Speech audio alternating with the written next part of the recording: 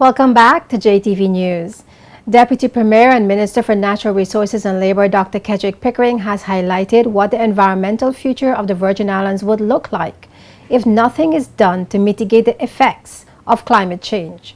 Dr. Pickering recently attended the high-level climate change conference in France, where world leaders are negotiating a global climate change agreement aimed at reducing CO2 emissions. In his remarks at Arbor Day ceremony on December 4th, Dr. Pickering said even though the larger, more developed countries are responsible for climate change, the islands of the world would be the most affected. We live in a world, ladies and gentlemen, where the dominant issue of the day is climate change. As we sit here this morning and celebrate Arbor Day, there's a major international conference taking place in Paris. And on Monday and Tuesday of this week, the news reported that it was the greatest gathering of world leaders ever in one place at any point in time in the history of this world. Because all of the leaders of the world, China, US, Japan, the European Union, all of the leaders understand that if we don't do something about climate change, there will be no planet by the end of the century. And again, you might ask, so what that have to do with us here in the Virgin Islands? What that have to do with us here on celebration of Arbor Day? Well, it is critically important because we are the ones, islands are the ones who are going to be the most affected by climate change. The Deputy Premier attended the high-level climate change conference in Paris, where he called on the United Nations to provide technical and other support to small island developing states to assist them with adapting to the negative impacts of climate change. Speaking before leaving for Paris, Dr. Pickering said, with the rising sea levels caused by climate change in the next 50 to 100 years, there will be no beaches. I'm headed to Paris on Sunday to represent us and to represent small islands at this conference, to help raise our voices, to get the bigger countries to understand that although they're the ones responsible for climate change, and although they are the ones who are responsible for what really causes climate change, which is global greenhouse gas emissions, we are the ones who are going to suffer. Islands and island developing states are the ones who are going to suffer, because with the continual emission of these greenhouse gases, there's going to be a rise in the temperature.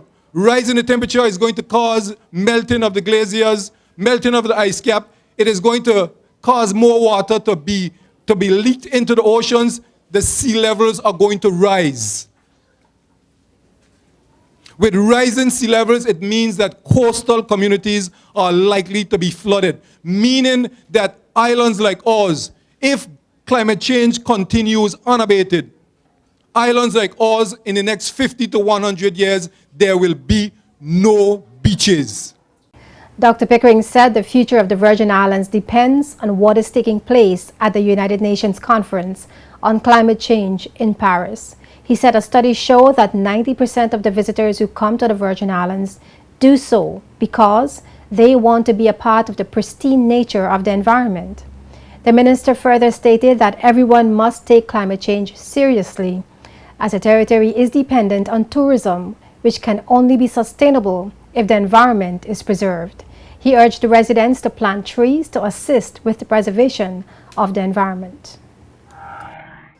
As we celebrate here today with these children, and as we reflect on what it means to plant trees, what we are doing is we are doing our little part to tell the rest of the world that we care about our future.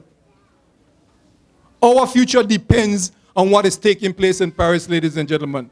So we are no longer just a small part of the global landscape. We are a major part, because whether you live in the Pacific, whether you live in the Indian Ocean, whether you live in the Atlantic Ocean, the Arctic Ocean, or Antarctic Ocean, wherever you live in this world, there's only one ocean. Rising sea levels are going to affect small islands, small island developing states. Some of the measures that are necessary to mitigate against the effects of climate change have to do with trees and the planting of trees. So something as simple as what we are doing here today, children, we are sending a message to the world that we care about our future. As one of the leaders of this country, I care about your future. I care about your children's future. And it is important for us to ensure that we do what is necessary to send a message to the world that those who have the greater responsibility must bear the greater burden of that responsibility by doing what is necessary to reduce greenhouse gas emissions and therefore prevent global temperatures from rise. And all of the students who are studying these subjects know that the critical mass is 2 degrees centigrade. If global temperatures rise beyond 2 degrees centigrade, it is going to destroy life on planet Earth and make it almost uninhabitable for all of us. It is not a simple matter. The National Parks Trust is also encouraging the community to assist in the preservation of endemic and endangered plants by using native plants for landscaping, which require low maintenance and have already adapted to the local environment. The Arbor Day ceremony was held on December 4th at the Francis Letson Primary School. This year's celebration was observed under the theme Celebrating Our Native Plants in a Changing Global Climate.